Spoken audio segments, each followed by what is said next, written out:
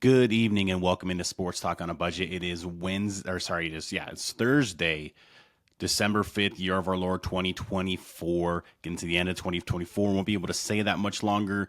But before I go ahead and get into the show, I just want to obviously start off as I always do. If you like the video version of this podcast, please subscribe right down here on YouTube to the podcast. Leave a comment with some of your picks or some constructive criticism if you'd like as well.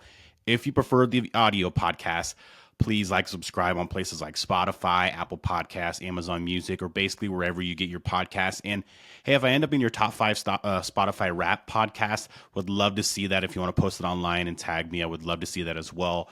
But yes, like and subscribe to the show, video version, audio version, YouTube, Spotify, Apple Podcasts, wherever you get your podcasts, wherever you like to watch the video on YouTube here. But let's go ahead and look at our topics for the show. Of course, we're getting to the end of the college football season. The regular season is actually over. We're in conference championship week. And then the NFL is starting to wind down as well as we get closer to Christmas and the end of the year. First topic of the day, I'm going to look at some of the college football playoff scenarios heading into conference championship weekend. Not everything's been wrapped up yet. There's still spots to be stolen, spots to be had in the college football playoff. I'll go over some of the top scenarios with the teams that are playing a conference championship game and with the teams that aren't playing in the conference championship games as well. And then my second topic of the day, I'm going to move to the NFL and I actually want to look at the Rookie of the Year race. Right now, I think it's a 3-horse race, 2 quarterbacks and a tight end, actually. So I'm going to break that down and let you know who I think is actually in the driver's seat to win that award.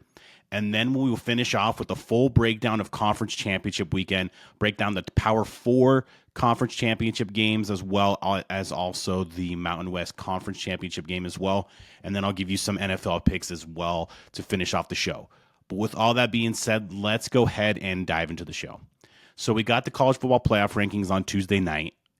If you're living under a rock or you're just not a college football fan, I'm not going to break down each seed and each ranking. There's plenty of podcasts and shows out there that do that. Go get them somewhere else. What I want to look at here is some of the top scenarios that could affect the college football playoff this weekend for conference championship weekend. And a big one is between two teams that aren't even playing, and that is Alabama and Miami. That is your 12 and 13 teams ranked in the college football playoff respectively. And Alabama is currently the 12th seed, or currently the 12th ranked team, and Miami is currently the 13th ranked team. And those would be the two teams on the one would get in basically if things go right in the conference championship games. One would be left out. And the question is, right now would be Alabama to get that final spot. Do they deserve that spot over Miami? And there's other teams like Ole Miss and South Carolina that were in that mix as well. They're basically out with these rankings, and Miami's kind of out with these rankings as well. So the question is, does Alabama deserve that spot over Miami? It's a tough conversation because Alabama's strength of schedule is much tougher than Miami's. They've got a better win than Miami does, that win over Georgia, and that win at home over South Carolina, which looks really good as well now. 2 wins that are better than any of Miami wins, which Miami's best wins are Louisville and Duke. 2 teams that are probably about 26th and 27th in most rankings, but not ranked in the current college football playoff poll. Now, Miami has 1 less loss than Alabama. They have 2 versus Alabama's 3. But who they lost to now, Syracuse is ranked now. And Georgia Tech, say what you want about Georgia Tech, they just took Georgia, one of the teams that everybody kind of universally kind of agrees throughout the year is one of the best teams and best programs in the country. Georgia Tech, the team that beat Miami, just took Georgia to 8 overtimes and had the lead pretty much. They had to lead the entire regulation until it was tied at the end, outside of being tied 0-0 to start. So Georgia Tech is a very good team, so that's not a bad loss anymore. And Syracuse is 9-3 and now ranked in the top 25 of the college football playoff, so not a bad loss either. And that's where I think Miami's argument begins, is Miami has 2 losses, but they're not bad losses with what those teams ended up being. Alabama's 2 of their 3 losses are to 6-6 teams. 6-6 Oklahoma, who they lost to 2 weeks ago by 21, and 6-6 Vanderbilt, who they lost to on the road earlier in the season. And Oklahoma only has 2 wins in SEC play, and it's against the Alabama teams. They beat Auburn at Auburn, and they beat Alabama at home a couple weeks ago. Vanderbilt only has a couple of wins. I think they have 3 wins in the SEC. So those aren't good losses. And then their other loss for Alabama, you lose. Let me see, who was their other loss? So it's Vanderbilt, it's Oklahoma, and then their other loss is to it's to Tennessee. At Tennessee. So you lose on the road at Tennessee. That's a fine loss. But the Oklahoma and Vanderbilt losses, I really think should hold Alabama back, and I thought should have kept Miami above them. Now, you're splitting hairs there, and I don't think either of these teams, if they got in, would really have a great chance to win the national championship. A lot of people think Alabama does because they're Alabama, but if you look the way they've played off and on and inconsistently all year, I really don't think they're a team that's going to threat to win a national championship. So that was kind of a conversation and kind of an eyebrow raising there. Miami fell behind Alabama, but did not fall behind Ole Miss or South Carolina. That was kind of puzzling there. At the end of the day, let's be real. If Alabama wasn't the team in that position, they probably would be behind Miami, but brand bias is always going to be a factor in these conversations. And I don't care what the committee says. I know that was a factor on Tuesday night. But other scenarios I'm looking at here is big question mark is Clemson. Can Clemson be a bid stealer if they can beat SMU in the ACC championship? Clemson is currently sitting at 17th in the college football playoff poll. They would not be in right now if the playoffs were to start today. And so they would not be in. But if they can beat SMU, they get the ACC's automatic bid into the college football playoff, and that would steal a bid. The question would be at that point, so Clemson is in, they're the ACC champion. Would SMU's resume be good enough to get them in over basically what it would be Alabama at this point?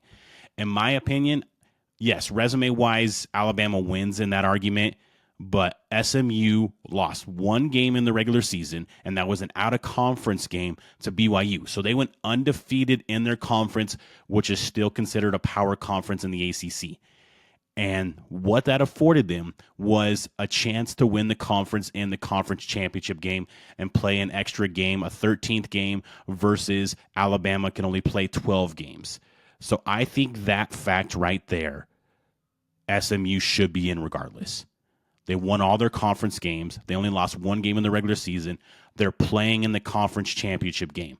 You can't tell me that should put them out if they lose, because SMU's argument, and I've already heard Rhett Lashley make this argument at his interview, I think either earlier today or yesterday, would be, well, what if we all just got the flu or COVID or some shit? Our team just got a flu outbreak or COVID outbreak and they couldn't play in the ACC championship game. Would we be in? Because we technically would have to forfeit. It would be our second loss, but would we still be in? And they probably would. Or if the ACC didn't have a championship game like they used to way back in the day, would they be in? Yes, they would be in because they're already sitting at number 8. And if you look, so their resumes, if you think SMU is 4 spots above Alabama right now, a loss in a conference championship game, which Alabama is not playing in, should not make a difference unless Clemson just goes out there and beats SMU by like 40 or 30 or even 20. Then that could change the opinions a little bit. But if SMU keeps it close, and actually break down that game later, keeps it close in this game, they should be in the college football playoff. It should not go to Alabama. They should not be hurt by playing in their conference championship game, a conference they just joined. They're in the first year of that conference, and they're actually taking a pay cut to go into this conference for the first couple of years as well. So SMU should not be hurt there, and I think they should win the argument over Alabama. And then the last kind of scenario to look at here is, can a Big 12 champ get a bye over Boise State? And as of right now, that does not look like the case. Boise State is currently ranked 10th. They would be the 4th best conference champion if everything went chalk over the weekend, and that would give them a first-round bye.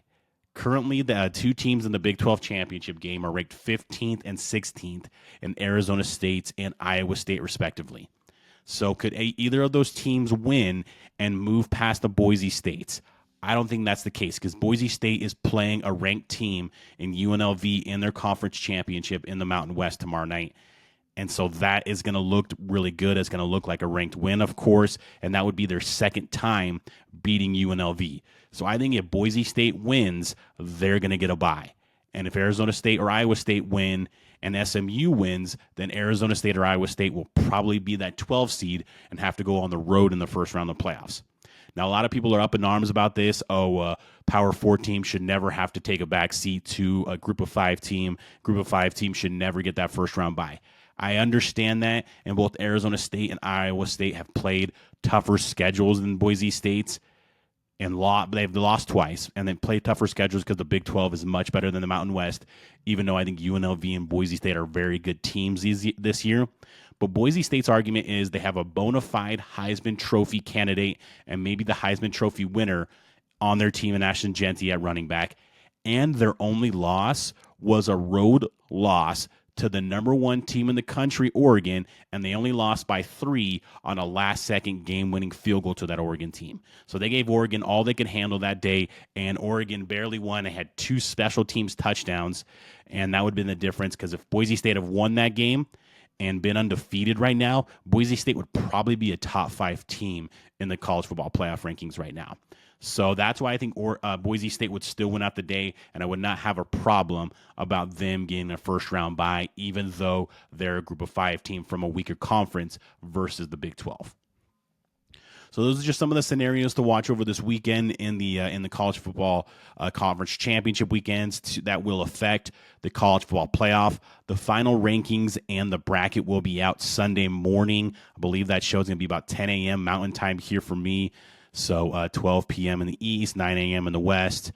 On ESPN, we'll get our final college football playoff rankings and know what the bracket is, who gets the byes, who gets the home games, and who's going on the road. So can't wait for that. But first, great conference championship slate before that. Going to go ahead and move to the NFL here. Want to talk about the Rookie of the Year race. And I believe it is a 3-horse race right now. We got 2 quarterbacks right now in this race.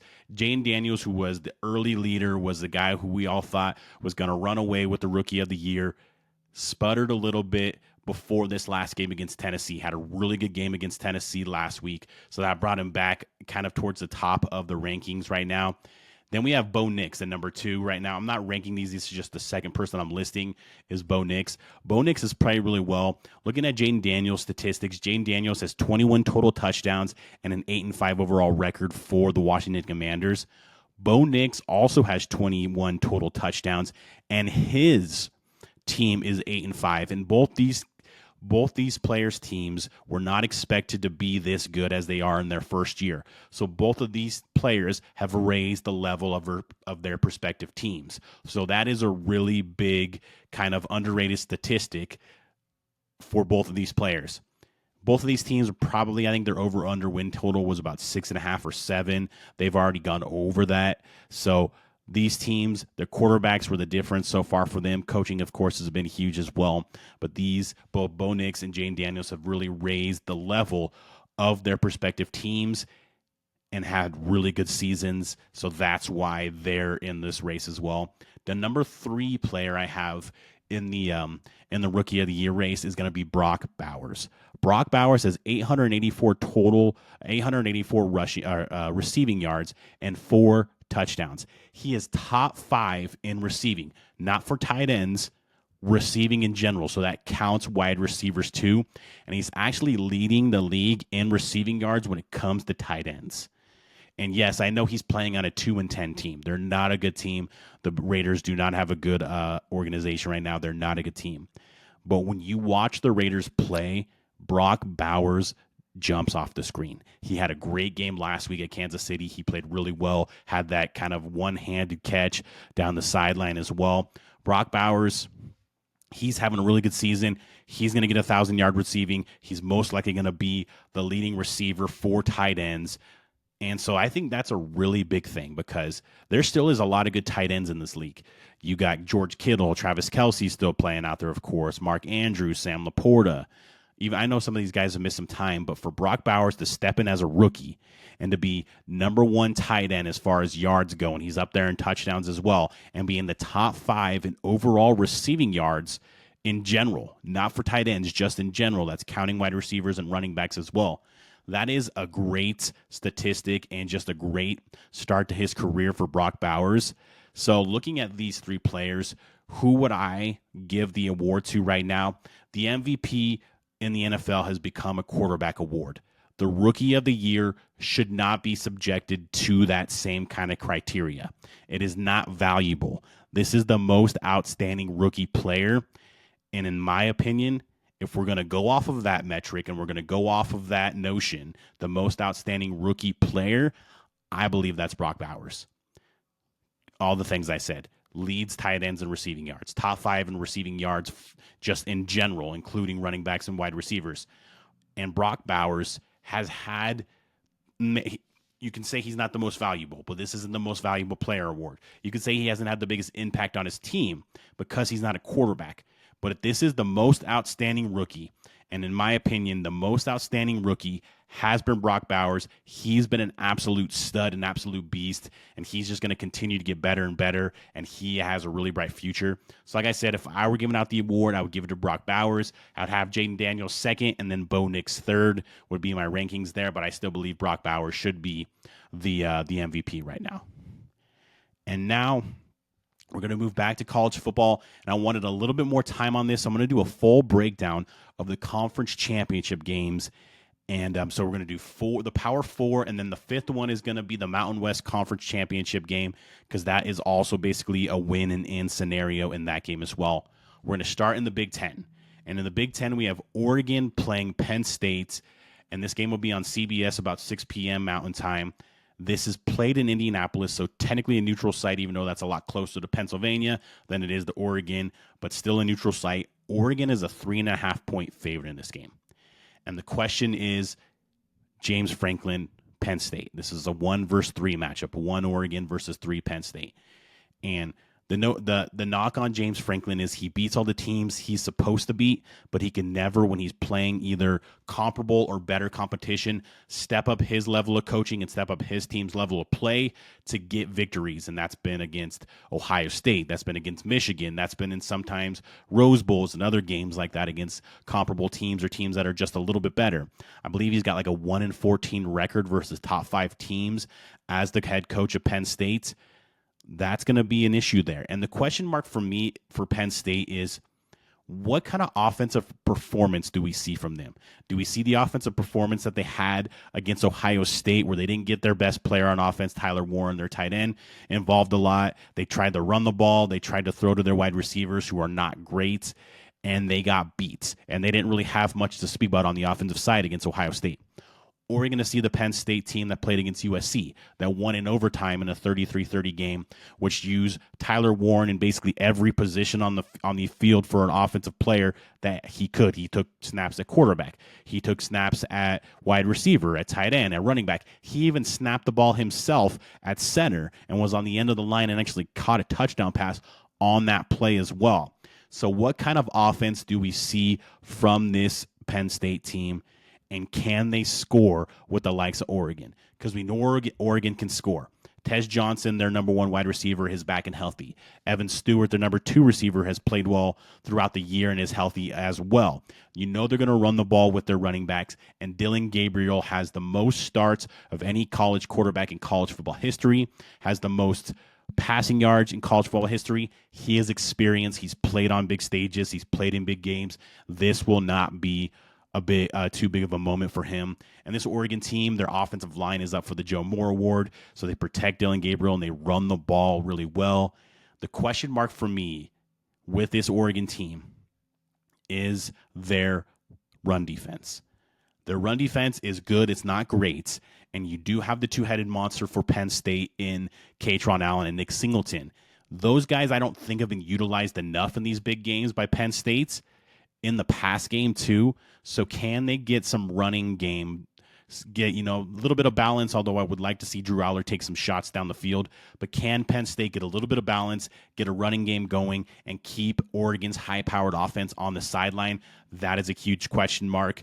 And Penn State they weren't expecting to be in this game. Everybody thought it was going to be Ohio State. They thought Ohio State would be Michigan last weekend. It would be a rematch, Oregon and Ohio State, that epic game that we had in, I believe, early October. That did not happen. So Penn State is playing with a little bit of house money at this point. They were not expected to be here. 3.5-point spread. I thought it would be a bigger spread, to be honest. I thought Oregon would be about a 5 to 6 point favored in this game. Like I said, it's a neutral site, technically closer to Penn State, but I know that the Oregon fans will travel, so I don't think there's an issue there. I think there'll be plenty of green and gold in the stands for Oregon. What this comes down to me is I just trust Oregon more in this situation. I trust Dan Lanning. I trust Dylan Gabriel. I trust this Oregon team more. We've seen this movie multiple times with Penn State and James Franklin. They beat all the teams they're supposed to beat. They beat all the teams that are underneath them. They don't get upset by teams that are not supposed to beat them, but they don't raise their level of play to teams that are right above them or comparable to them. And that's how they lose these games, and I believe it'll happen again. So give me Oregon to win and cover. Oregon minus 3.5 in the game is the pick for me in the game. And then we have the SEC championship game, and this is actually a rematch of a game that was played in October as well, and that is number 2 Texas versus number 5 Georgia, and Texas is currently a 2.5-point favorite in this game. Now, if you remember that game in October that was in Texas, Georgia absolutely took it to Texas on the defensive side against their offensive line. The defensive line for Georgia just ate up the offensive line for Texas, made it a long day for Quinn Ewers. He turned over the ball early and often in that game, and Georgia set up their offense with short fields on 3 out of 4 drives in the first half. And that set up 3 touchdowns for Georgia. They go up 21-0. Texas kind of battles back a little bit, but was never really in that game and never really threatening to win that game. So that's a big question mark. Can Georgia's defensive front take over this game again like they did in the game in Austin? I don't know. That's a good question because this Georgia defense has been had recently. I mean, they gave up 20-plus points to UMass a couple weeks ago, and then we all saw the game on Friday night against Georgia Tech where Georgia Tech ran all over them, and I know it was a lot with Haynes King, the quarterback, and Quinn Ewers does not have that skill set, but Arch Manning does, the backup. And do we see some design quarterback runs and get Arch Manning in there? Because we saw that, and we've seen throughout the year, whether it was Jalen Milroe, Haynes King last night or Friday night, Georgia has struggled with running quarterbacks. And Texas has also developed a good running game as well. They ran the ball all over Texas A&M last Saturday night. So that's a huge question mark because that defensive front and that defense for Georgia has not looked down the stretch nearly what they looked like on the road in October in Austin against Texas. So that's a big question mark there. But what has happened for Georgia recently, which has been huge and is really what they've needed to happen if they were going to be a contender and get into the playoff, was Carson Beck not turning over the ball. I believe in his last 3 games, he has 11 touchdowns and 0 interceptions. Yes, that is including the UMass game, but is also including the Tennessee game and the Georgia Tech game. So still 2 quality opponents and bottom of the FBS opponent in UMass. But still, 11 touchdowns, 0 interceptions. He was a turnover machine in the middle of the season. I think he had like 12 turnovers or 12 interceptions in a 5-game span in the middle of the season. He actually did not play well against Texas in that opening game, but like I said, their offense was basically set up in the red zone almost 3 times, and so there was easy touchdowns, but he did not have a good game in that game either. So if Carson Beck can continue the play that he's had recently, taking care of the ball, making explosive plays both with his legs and his arms, that could be a huge factor in this game as well. And Texas, can they get some sort of passing game, consistent passing game going? Because last week it was all on the ground with their running back. And even the other weeks, whether it was Arkansas, they didn't throw the ball well. They threw the ball well against Florida, but Florida kind of phoned in that game because it was a third-string quarterback. But for most of the season, outside of maybe the Michigan game and some of the games early on, this Texas offense has not been as potent as explosive as we thought in the passing game. So that is a huge question mark as well for me. Can Quinn Ewers get this going? Or maybe do we see a lot more of Arch Manning, not just running the ball, but throwing the ball as well? So that's a huge question mark too. This game is in Atlanta, so it's probably going to feel a lot like a Georgia home game, but Texas fans travel, so I do expect to see a lot of burnt orange in the stadium there. Texas's defense has been absolutely stout ever since that Georgia game, and they were actually good against Georgia, but like I said, they were set up in loot and just terrible situations by their offense. If Quinn Ewers and this Texas offense can take care of the ball and not turn it over and get some semblance of a passing game, Haynes King threw for over 300 yards last week against this Georgia defense, and Quinn Ewers is supposed to be better than Haynes King, at least we think.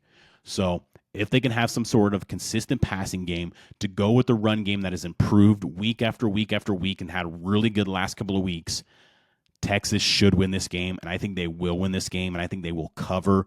So give me Texas minus 2.5 to beat Georgia, cover, and avenge their only loss in the season. Then we're going to move to the ACC. In the ACC right now, we have number 8 SMU versus number 17 Clemson, and SMU is currently a 2.5-point favorite in this game. Now, Clemson kind of backdoored their way into this game. They lost their last home game to South Carolina, but it wasn't a conference game, so that didn't matter in the ACC conference. But with Syracuse beating Miami on Saturday afternoon in the Carrier Dome in Syracuse, that allowed Clemson, like I said, to kind of backdoor their way in to get into the ACC championship game. SMU was in the driver's seat and already clinched a spot 2 weeks ago. This SMU's team, ever since they made the switch at quarterback to Jennings in about week 4 of the season, their offense has taken off, both running the ball and throwing the ball. Jennings is a very good athlete, and that's what I'm going to look out for here with this Clemson team. If you watch their game last week against South Carolina's quarterback, Lenoris Sellers, ran all over this Clemson defense. Now, Kevin Jennings, the SMU quarterback, is not the athlete that Lenoris Sellers is, but he's still a very good athlete and very dangerous when he gets out of the pocket and can create plays with his legs. So that's a huge question mark for Clemson. Does Kevin Jennings do to them what Lenoris Sellers did? And that was the difference in the game against South Carolina. Because Clemson controlled a lot of that game, but they just couldn't get Lenoris Sellers on the ground. So can they get Kevin Jennings on the ground? SMU also plays underrated defense. Clemson's quarterback, Cade Klubnik, has gotten better throughout the year and has actually had a really good underrated season. And if they had a better record and didn't lose some of these games, maybe he's in the Heisman conversation, but he's not at this point. And I don't even think with a win and a good performance in the ACC championship game would he really get himself into the Heisman conversation. But he's had a really good underrated season. But with this Clemson team, whenever they've played a team on their level or right above them, whether it was Georgia to open the season, Louisville in the middle of the season, and South Carolina, they've been pushed around a little bit. Now, South Carolina didn't push them around nearly as much as Georgia and Louisville did, but they've been pushed around a little bit. And so that's a big question mark for me with Clemson. Their defense is not as good as it has been in the past under Dabo Swinney. Their offense has been playing better with Cade Klubnik at quarterback. I think if you're SMU, now this game is played in Charlotte, so this will basically be a home game for Clemson. The SMU fans don't travel like the Texas fans would. So there are going to be a lot of orange and a lot of purple in the stands for Clemson. So SMU is going to have to kind of block out that noise.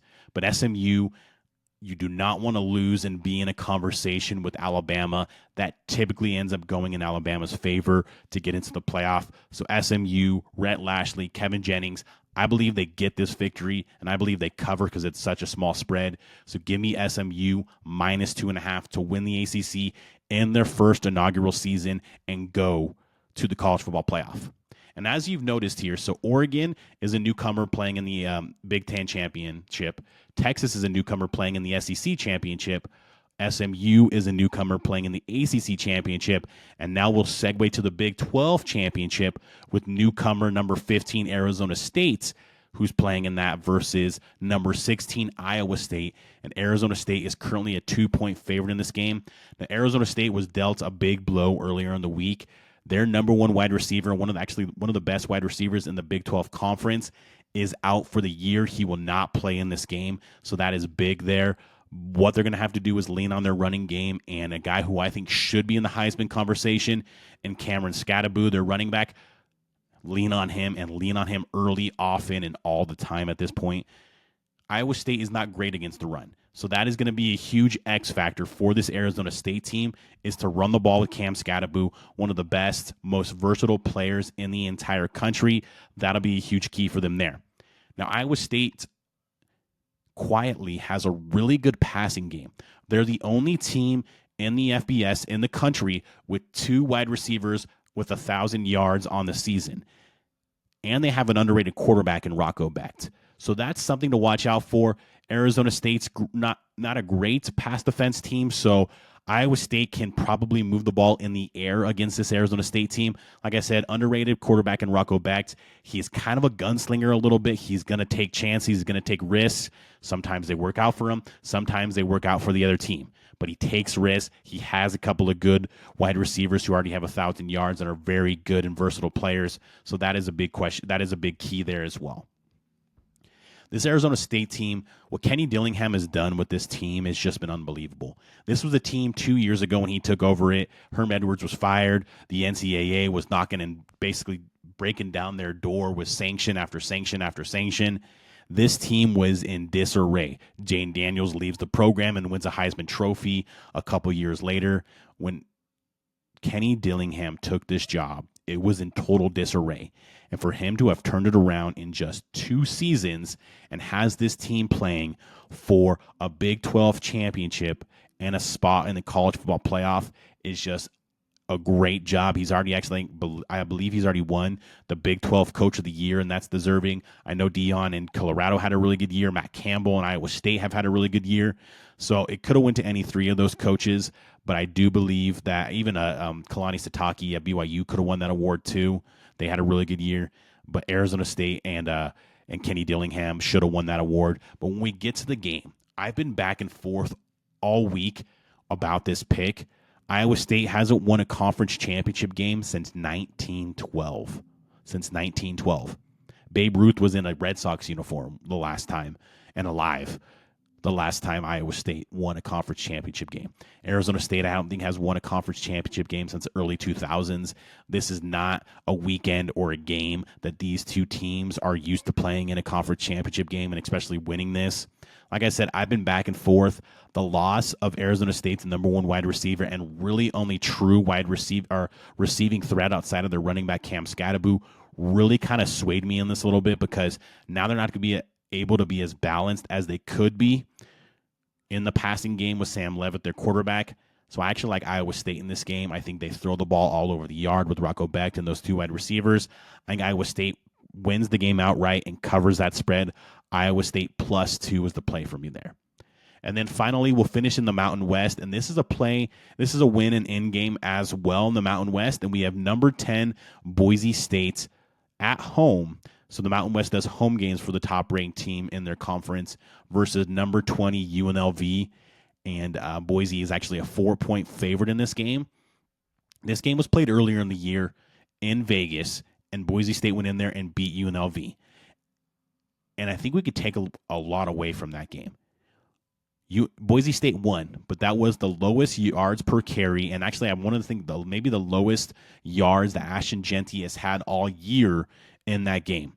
UNLV was able to neutralize Ashton Jeanty, but the quarterback for Boise State, Maddox Madsen, I think is his name, was actually able to have a really good game in this game against UNLV and get the victory. If UNLV can neutralize Ashton Jeanty again, can Maddox have that kind of performance again? That is a huge question mark. UNLV, ever since they made the switch at quarterback, when Matt Sluka decided to jump in the transfer portal and they moved to their current quarterback, I have trouble saying his name, so I'm just going to go ahead and say UNLV's quarterback at this point. But he's had a really good season, versatile player, can run and pass the ball really well. And Boise State kind of down the stretch has sputtered a little bit. They were not great 2 weeks ago against Wyoming, a bad Wyoming team. They were not great at home last week against Oregon State, who's just an average team right now. They kind of had to eke out a victory there. Wasn't exactly impressive. This UNLV team has played better down the stretch. They've played better under their current quarterback. Their defense has actually done really well in the run game, and I think will do really well again against Ashton Jeanty. It's in Boise, so that's a huge thing. It's going to be cold up there. It's going to be rocking up there. Can UNLV silence the crowd early on and get the crowd out of it? Can they do that? Because that's going to be a huge question mark and a huge key, because if they get behind early and that crowd gets rolling and they're loud and they're on their feet the entire game, it's going to be really difficult for that UNLV team to go up there and get a victory if that's the case, or if that's how it goes early on. I think this game's going to be really close. It was really close the first time around. It was 29-24 was the score in the first game in in Vegas. Now we're in Boise, 4-point spread. Boise's favored by 4. If UNLV wins, they're probably going to be the 12 seed in the college football playoff. If Boise State wins, they could go all the way up to the 3 seed potentially if Clemson's able to beat SMU. So a lot on the line for both of these teams. I think UNLV keeps this close. I think Boise State maybe wins by a field goal or less. Boise State to win, UNLV to cover is my pick there. So give me UNLV +4 in this game. And then we'll go ahead and finish now with just a handful of NFL picks. We'll start with the game on Sunday, and that is the Browns at the Steelers. And this is a rivalry game, of course, AFC North rivals, division rivalry. The Browns have played really good of late. They won 2 weeks ago against this Steelers team in Cleveland, and then they played really well on Monday night against Denver as well. 6.5-point spread is the spread right here for the Steelers, who are favored by 6.5. They played really well last week, but they played maybe one of the worst defenses in the league in Cincinnati's defense. I think the Browns keep this close. Division rivalry games are always going to be close. Jameis Winston's playing well, but he's due for a couple interceptions. But I think they keep this game close. Maybe not win, but cover. So give me the Browns +6.5 in this game. And then we go to the NFC, and we have the Falcons at the Vikings. And the Vikings are currently a 5.5-point favorite in this game. Now, the Vikings are only 1 game out of first place. And if the Lions lose tonight to the Packers, the Vikings would technically be tied when they play this game on Sunday, or at least half a game back, because they wouldn't have played this amount of games at that point. But the Vikings are 10-2, quietly 10-2. No one's talking about it, but still a really good team. Sam Darnold has had a really good year all year. And if you look at this Atlanta Falcons team, Kirk Cousins in the last 3 weeks has been straight awful. And there's been rumors and kind of rumblings that maybe it's time to throw in Michael Penix Jr., the rookie that they drafted out of Washington. Kirk Cousins has been awful. He's going back to play his former team in Minnesota. Can he bounce back? I don't think he does. I think the Vikings win and cover here and look good in the process. So give me the Vikings -5.5 in this game. And then we have a game in the NFC West, which will not exactly determine the NFC West as of right now, but really kind of set it in motion for one of these teams. And that is the Seahawks at the Cardinals. And the Cardinals are a 2.5-point favorite in this game. Now, both these teams are coming off, the Cardinals are coming off a loss last week to the Minnesota Vikings that we just talked about, and the Seahawks are coming off of a last-minute win against the New York Jets, where they kind of were behind most of that game. So both didn't have great performances, but the Seattle was able to get a victory, and was able to get a victory 2 weeks ago at home against this very Cardinals team. This Cardinals team started off great, some great wins, was the leader in the division, was in the driver's seat for the division, and has sputtered in the last 3 weeks, or in the last 2 weeks at least. And this Seahawks team, I just love their offensive weapons. When you got Kenneth Walker and Zach Charbonnet in the backfield, you got your 3-headed monster at wide receiver of DK Metcalf, Jackson Smith and Jigba, and Tyler Lockett. Geno Smith is playing good football as well right now. And this defense under Mike Macdonald, first-year head coach Mike Macdonald, has gotten better week after week after week. And this Cardinals team, they're just inconsistent. Just like their quarterback, Kyler Murray, they're just inconsistent. I can't trust them on a week-to-week basis. So I like the Seahawks to go into Arizona, get a victory. They would obviously cover because the Arizona Cardinals are the favorite here. So Seahawks +2.5 is the play there for me. And then we'll move back to the AFC, and this is the Sunday night football game in the AFC West, and we have the Chargers at the Chiefs, and the Chiefs are a 3.5-point favorite in this game. Now, the Chiefs grinded out another win last week and got, just another break, and just another Chiefs win is what we're calling it at this point. Last week on Black Friday against the Las Vegas Raiders, where the Raiders fumbled, Aiden O'Connell fumbled the snap. There was the false start or illegal shift. Whole just fiasco that happened at the end of the game there that led to a Raiders loss and a Chiefs victory. And Chiefs moved to 11-1. So still a victory, still goes in the win column. You don't apologize for wins, so that's still a positive for this Kansas City Chiefs team. But this is a team, their defense isn't as good as last year, in my opinion. Their running game has gotten a little bit better now that Pacheco has gotten back, so they're going to lean a lot on their run game, whether it's Pacheco or Kareem Hunt. They still haven't exactly gotten that chemistry between Patrick Mahomes and DeAndre Hopkins, who they acquired from the Tennessee Titans at the trade deadline. You could see some kind of glimmers of hope there in some games, and then there's other games where it's like, okay, is DeAndre Hopkins out there? Because you don't really know.